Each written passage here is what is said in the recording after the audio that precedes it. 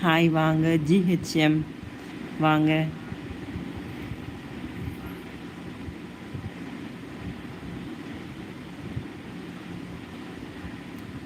சாப்பிட்டீங்களா? நீங்கள் எங்கேருந்து பார்க்குறீங்க தெரிஞ்சுக்கலாமா? ஜிஹெச்எம் சாப்பிட்டீங்களா?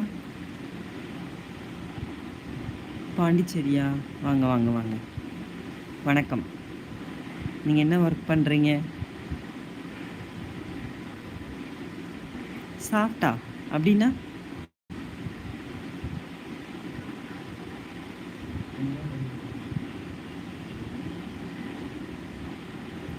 சாஃப்ட்னா என்னது?